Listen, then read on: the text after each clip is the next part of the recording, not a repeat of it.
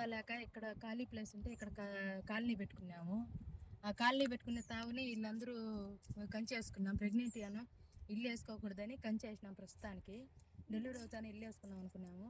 అంతలోకి ఈ కంచె అందరూ మా ఊర్లో కొంతమంది ఊర్చలేక ఈ కంచెని పెరికేసి ఇది చేసేసినారు. నేను వచ్చి నిన్న కంచె పెరికేసింటే వచ్చి అడిగిన దానిగా ఏమవుతుంది, ఎక్కడ అవుతుంది, ఏమవుతుంది, మీ ఇష్టం వచ్చిన కాడ చెప్పుకోపోండి ఇది అని అనేసి మాట్లాడినారు.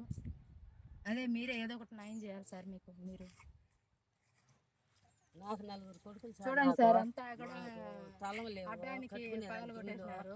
ఒక ఇంట్లో 4 కోడళ్ళు నలుగురు కాపురం చేయాలంటే చేయలేకన్నా ఉండాలి. వ్యవహారాలు ఎజ్జాలుగా ఉన్నాయి ఇంట్లో. దానివల్ల మాకు తాగలేక ఇక్కడ ఇల్లు కట్టుకుందామని వచ్చినాం సార్.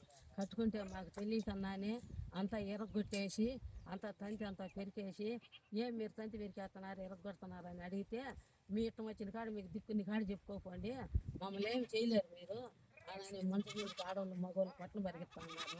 మేము నా చిన్న నా కోడళ్ళు ఇద్దరు నేను ముగ్గురమే. నా కొడుకు ఒక్కడే ఉన్నాడు.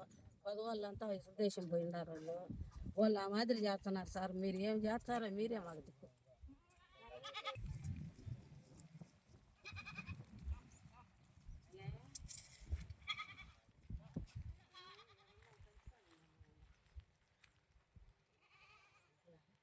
రావాలి